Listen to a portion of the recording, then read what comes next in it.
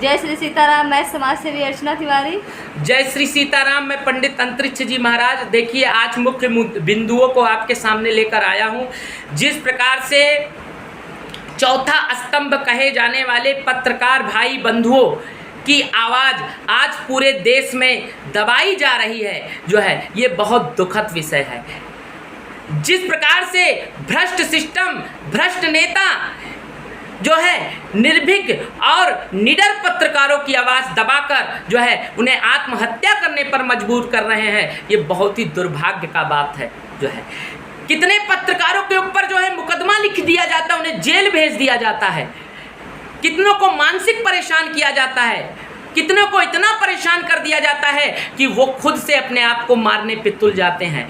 तो आज उनकी आवाज़ को उठाने के लिए और उनकी लड़ाई लड़ने के लिए हम और हमारी धर्मपत्नी और हमारे बच्चे संकल्प ले रहे हैं। देखिए, कोई साथ ना आए, लेकिन हमने अपना सब कुछ जो है देश के लिए समर्पित कर दिया है। सब कुछ हमारा देश के लिए, हमारे पास कुछ नहीं है जो है इस ना गंवाने के लिए ना पाने के लिए। हम चारों लोग देश के प्रति समर्पित हो चुके हैं। तो उसी प्रकार से अपने भाई बंधु पत्रकारों को बचाने के लिए, क्योंकि वो लोकतंत्र के चौथे स्तंभ हैं, वो बचेंगे तभी हमारा देश बचेगा, तभी हमारा देश जान पाएगा कि भ्रष्ट सिस्टम क्या कर रहा है, भ्रष्ट नेता क्या कर रहा है। क्योंकि उनके पोल को उजागर करने की क्षमता जितना अच्छा उनमें है, उतना अच्छा किसी में नहीं है।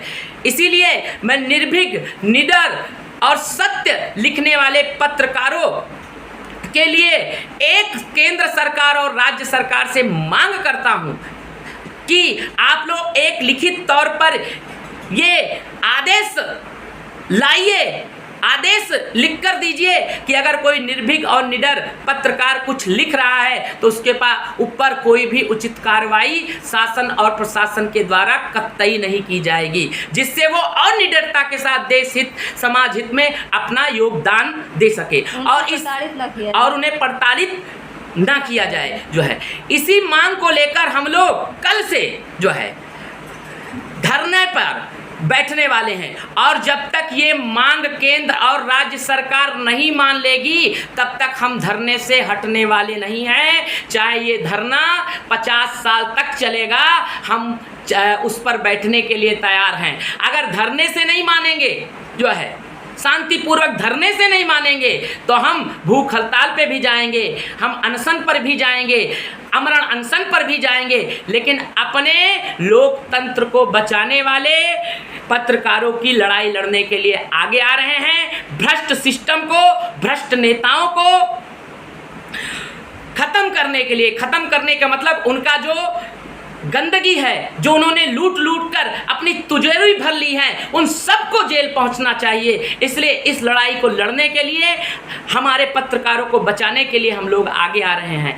तो इसीलिए आप सबसे निवेदन यही करते हैं कि आप भी सत्य की लड़ाई लड़ने के लिए और लोकतंत्र को बचाने वाले पत्रकार भाई बंधुओं की आवाज़ बनिए, उनका हौसला बनिए कि अगर उनके ऊपर चाहे जितनी मजबूरी आ जाए, वो अपनी कलम से गलत ना कर पाएँ, जो है गलत ना कर पाएं। क्योंकि वो बचेंगे तभी देश बचेगा, और वो अगर नहीं बचेंगे तो हमारा देश नहीं बच सकता है। और हम लोगों ने तो अपना सब कुछ कुर्बान कर दिया है। सरकार की जो मर्जी हो हमारे साथ करे, जेल में डाले, मार डाले, कुछ भी कर डाले, और हमारे पास कोई ताकत है नहीं। सिर्फ मेरे पास एक ताकत है, वो है ईश्वर की। जब तक ईश्वर का आशीर्वाद रहेगा, तब तक हम भ्रष्ट सिस्टम, भ्रष्ट नेताओं से लड़ते रहेंगे।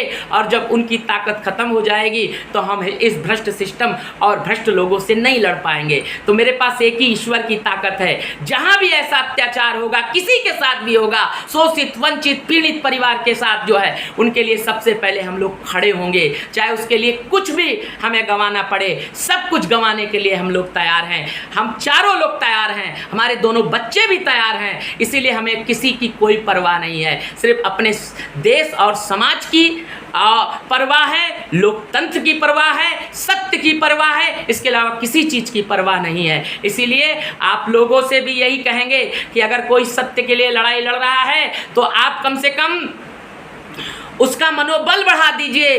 हाँ, हम आपके साथ हैं, हम आपके साथ हैं, इतना ही कर देंगे तो यही बहुत हो जाएगा। और ये भी नहीं कर पाएंगे तो कोई बात नहीं, अगर वो सत्य की लड़ाई लड़ रहा है तो एक ना एक दिन ईश्वर उसका साथ देकर असत्य को जरूर खत्म करेगा, भ्रष्ट सिस्टम को जरूर खत्म करेगा, भ्रष्ट नेताओं को जरूर खत्म करेगा। लोकतंत्र और सत्य जीतेगा, मुझे पूर्ण विश्वास है। वंदे मातरम। भारत माता की जय।